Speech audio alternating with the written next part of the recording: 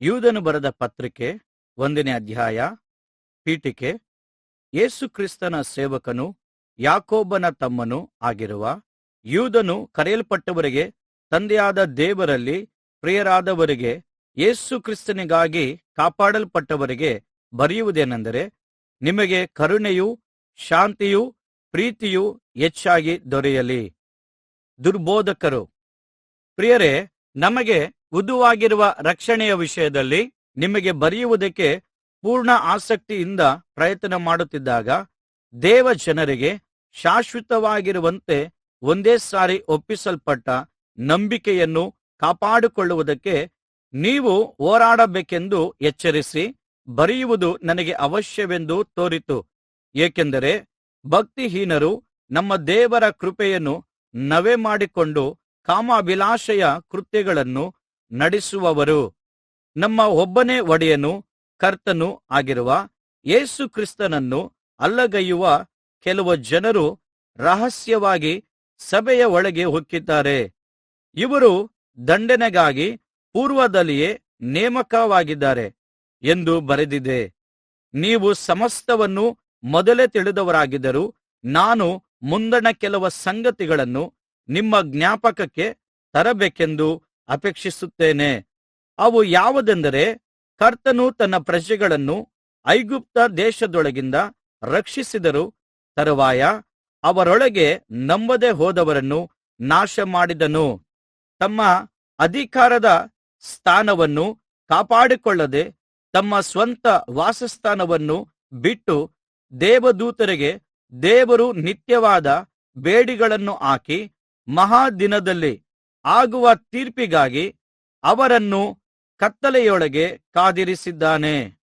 Sodom Gomorrah ಪಟ್ಟಣಗಳವರು, ಅವುಗಳ ಸುತ್ತಮುತ್ತಲಿನ ಪಟ್ಟಣಗಳವರು ಆ ದೂತರಂತೆ ನಡೆದುಕೊಂಡು ತಮ್ಮನ್ನು ಜಾರತ್ವಕ್ಕೆ ಒಪ್ಪಿಸಿಬಿಟ್ಟು ಅಸ್ವಾಭಾವಿಕವಾದ ಕಾರ್ಯಗಳನ್ನು ಅನುಸರಿಸಿದ್ದರಿಂದ ಅವರು ನಿತ್ಯವಾದ ಅಗ್ನಿಯಲ್ಲಿ ದಂಡನೆಯನ್ನು ಅನುಭವಿಸುತ್ತಾ ದುರ್ಮಾರ್ಗಗಳಿಗೆ ಆಗುವ ದುರ್ಗತಿಗೆ ಉದಾಹರಣೆಯಾಗಿ ಇಡಲ್ಪಟ್ಟಿದ್ದಾರೆ.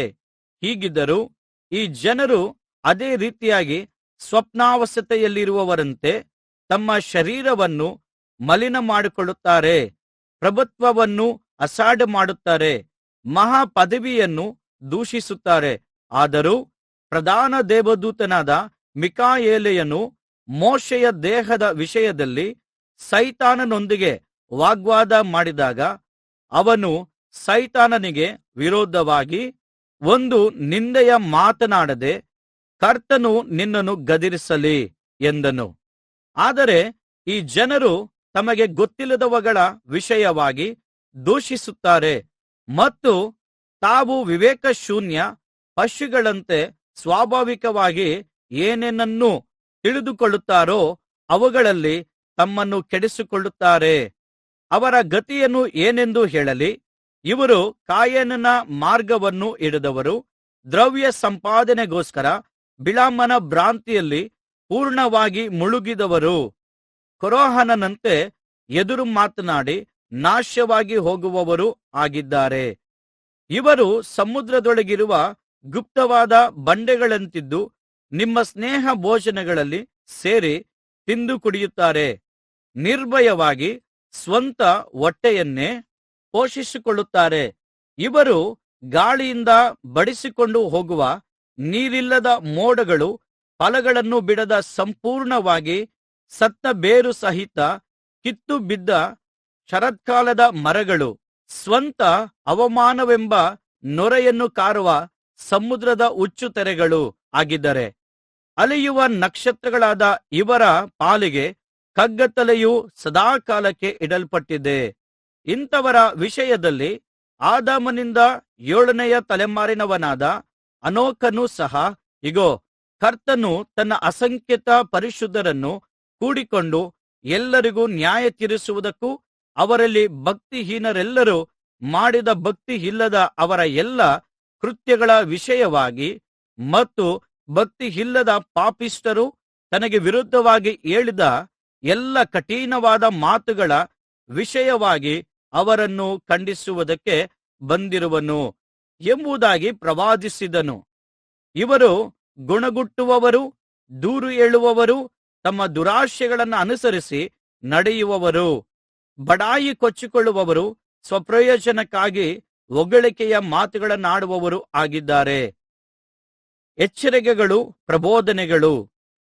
ಪ್ರಿಯರೇ, ನೀವಾದರೂ ನಮ್ಮ ಕರ್ತನಾದ ಯೇಸು ಕ್ರಿಸ್ತನ ಅಪೊಸ್ತಲರು ಮೊದಲು ಹೇಳಿದ ಮಾತುಗಳನ್ನು ಜ್ಞಾಪಕ ಮಾಡಿಕೊಳ್ಳಿರಿ.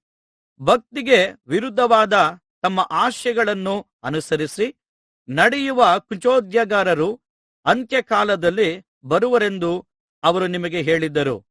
ಇವರು ತಮ್ಮನ್ನು ತಾವು ಪ್ರತ್ಯೇಕಿಸಿಕೊಳ್ಳುವವರು, ಪ್ರಕೃತ ಮನುಷ್ಯರು, ದೇವರಾತ್ಮ ಇಲ್ಲದವರೂ ಆಗಿದ್ದಾರೆ.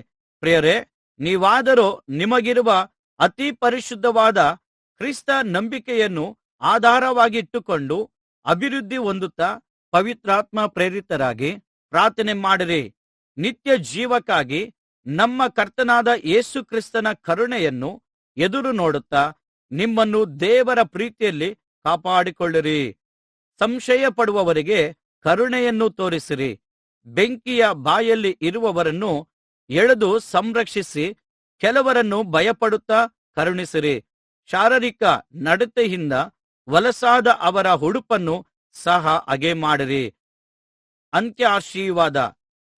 ಮುಗ್ಗರಿಸಿದಂತೆ ನಿಮ್ಮನ್ನು ಕಾಪಾಡಿಕೊಳ್ಳುತ್ತಾ ತನ್ನ ಮಹಿಮೆಯ ಸಮಕ್ಷಮದಲ್ಲಿ ನಿಮ್ಮನ್ನು ನಿರ್ದೋಷಿಗಳನ್ನಾಗಿ ಅತ್ಯಂತ ಹರ್ಷದೊಡನೆ ನಿಲ್ಲಿಸುವುದಕ್ಕೂ ಶಕ್ತನಾಗಿರುವ ನಮ್ಮ ರಕ್ಷಕನಾದ ಒಬ್ಬನೇ ದೇವರಿಗೆ, ನಮ್ಮ ಕರ್ತನಾದ ಯೇಸು ಕ್ರಿಸ್ತನ ಮೂಲಕ ಮಹಿಮೆ, ಮಹತ್ವ, ಅಧಿಪತ್ಯ ಮತ್ತು ಅಧಿಕಾರಗಳು ಎಲ್ಲಾ ಕಾಲಗಳಲ್ಲಿ ಮೊದಲು ಇದ್ದ ಹಾಗೆ ಈಗಲೂ ಯಾವಾಗಲೂ ಸಲ್ಲಲಿ.